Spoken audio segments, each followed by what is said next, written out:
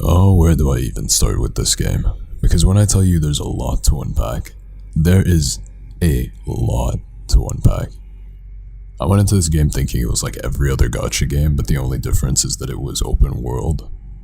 And boy was I wrong.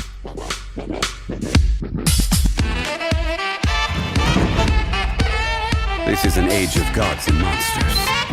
I wish not for dominion, yet I cannot watch the common folk suffer.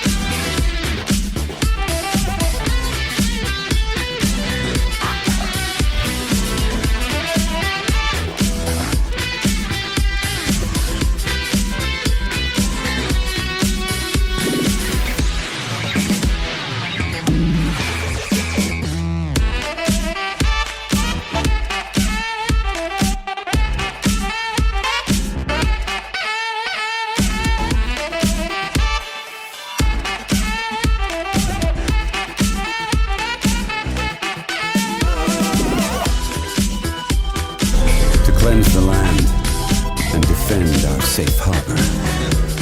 That was the first contract in Lehigh. And now, the final contract too has been set in stone.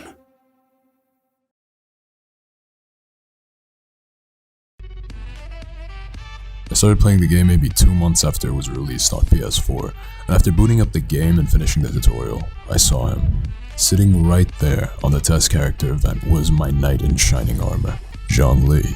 From the first test I played him, I knew I needed him. I finished quests and did everything I could to get enough Prima Gems, and sadly, didn't get them. This sent me into a state of mild depression where I stopped playing the game for like a month. But little did I know, this was only the beginning of a long and arduous addiction. A month later, I picked up the game again, but this time on iPad, and that's when I really started getting into the game. Here I'll explain most of the mechanics and what you'll need to do starting out, and I'll even explain elemental reactions and the godforsaken elemental mastery that to this day, a lot of players that are still in the middle of playing aren't really sure what it does exactly, unless you have Venti or Kazuha, or Sucrose. First and foremost, I'll explain how the characters work, how you get them, and how to avoid going into massive amounts of debt because you want one of them to step on you. You simp. Alright, first, start with the elements. There's your basic fire, water, earth, air. However, you also have ice and electricity, and a to-be-released earth element. Except mihoyo decided to give them the fancy versions of their names, so that would make them pyro, hydro, geo, animo, cryo, electro, and lastly dendro, making for a total of 7 elements. I'll list the characters by element. Firstly, Team Animo. Starting with the 4 stars, we have Sucrose and Sayu.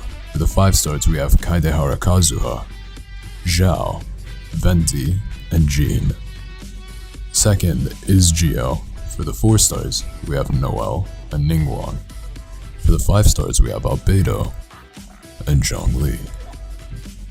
Third team up is Electro, with their 4 stars being Kujao Sara, Fizzle, Beidou, Lisa, and Razor.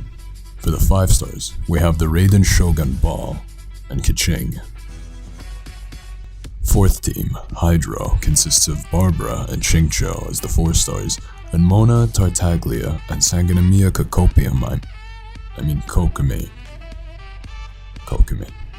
Anyways, Team 5 is Team Pyro, having Bennett, Zhangling, Amber, Jinyan, and Yanfei as their 4 stars, and Delu Kli, as well as Hu Tao and Yoimiya as its 5 stars. But last, and certainly not least, is Team Cryo. This team is made up of Diona, Rosaria, Chongyun, and Kaya, and for their 5 stars boast Eula, Ganyu, Kamisato Ayaka, and Chi-Chi. Please, love Chi-Chi. Now that that's out of the way, let's go into character specifics. Your character, regardless of star rating or element, can be equipped with a 3 to 5 star weapon and 5 artifacts. On top of that, your character has 3 attack type skills and 3 passive skills, which are known as talents. Alright, starting with weapons. Weapons are pretty simple. They go up to level 90 and you can upgrade them with magic crystal chunks. You get these crystal chunks from mining, expeditions, or just from daily quests. You also need special materials to ascend them at level 20, 40, 50, 60, 70, and 80. To upgrade talents, you need the same special ascension materials, as well as monster or enemy drops. These drops can range from a lucky coin to the torn off face of that enemy who was just vibing before you came over and ruined their nap. Nice, mihoyo, nice. If you thought everything listed above was a lot, oh boy, get a bucket of popcorn, because now we're gonna talk about artifacts. I'll try to give the most simple explanation possible. First thing you need to do is go to a domain with an artifact that benefits the character you want to build. For this example, I'll use the Raiden Shogun Ball. Her damage increases with her energy recharge, so you'll go to the Momiji Dyed Court in the Inazuma region so you can get an artifact set called Emblem of Severed Fate. Now, why this artifact set specifically? Well, this artifact set increases damage based on energy recharge, same as Raiden Shogun, and also adds energy recharge %. Or in another case, we'll use Tartaglia as an example. He does hydro damage, so you'll find the domain where there's artifacts that increase hydro damage, and get those artifacts. And don't worry about it if you can't find them. All you have to do is click this little book and go down to the domains, and you'll find them all listed. But you see, this game wouldn't be the game it is if they didn't add even more heinous war crimes that they label as RNG. Artifacts have this little thing called a base stat and substats, and these are completely random. And to be honest, if I tried to explain this here, I'd bore you to death, so I'd recommend watching Tectone's video on artifact management and basics, because I think he sums it up quite well, and probably will be able to explain it way better than I can. I'll have that link down below. Alright, now that the most complicated part is out of the way, I can continue cramming the video with oversaturated and unfunny memes. And if you stuck through the video until now, thank you. I know there's a lot, it can get boring. Alright. Enough with the touchy-feely garbage. Remember those special ascension materials I was talking about? Well, they kinda work like artifacts, except there's no RNG, so you just go straight to the domain where they are. But please note, they're only available on certain days, and they rotate throughout the week. To check when they're available, just click on the tiny book and it should tell you which days it's available as well as where to find it. Simple and to the point.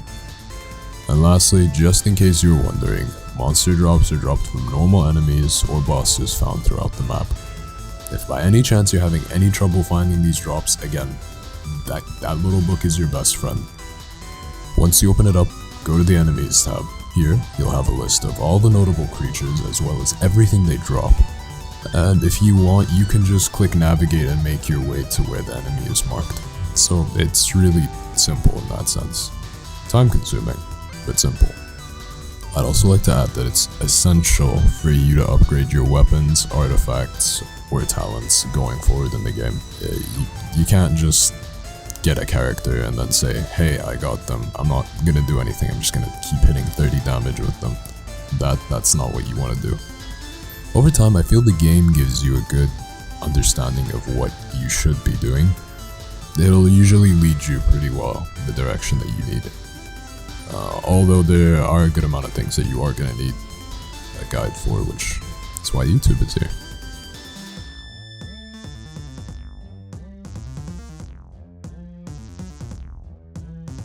Alright, my final standings. Honestly, I don't have much bad things to say about this game. The only real thing I can think of is that I feel like the creators of the game, mihoyo, are starting to become a little bit more distant with the community. And yeah, I know it's inevitable for, a company to start prioritizing money, but I don't think they should just neglect the people who actually play or use their product. Take No Man's Sky for an example. That game on release was a joke. It was an absolute joke. But because of the devs, they stuck with the community, they built it into an amazing game that continues to receive large updates completely for free. and they don't seem to be showing any signs of like slowing down. Other than that, you're gonna have a blast. The community is amazing, and the creators are honestly entertaining people who in a way I kind of look up to. My final rating is a 9 out of 10. Because I take 0.5, maybe 1 away for, you know, negligence in the community, because, you know, that's not exactly a very nice thing. And 0.5 taken away because fucking Amber exists and she needs a buff. Because, let's be honest, Amber, she's out here struggling, you know? Now wait, now you think that's the end? No. You're thinking, oh, he forgot to explain elemental mastery. Well, to that I say, ain't nobody knows how that shit works. It just makes you swirl bigger and makes your shield stronger, right? Thanks for watching, bye! Okay, last thing, I promise, alright? There's a couple people which I really recommend you follow. One is me on Twitch. It's twitch.tv/TurnTrap, same as my YouTube. There's also a very good friend of mine who just started streaming. His name is duck_165 on Twitch, and so if you want to watch him, that's twitch.tv/duck_165. The last person you should check out is a good friend of mine, Clara. She does art on Instagram, and honestly, it's just some really cool art, which, you know, if you could show any, you know, support towards that, I think that would be amazing. And yeah, that's it. Again, thanks for watching, thank you for giving the video your time, and if you're up here until now, hey, thank you so much. Alright, I'll see you in the next one. Bye.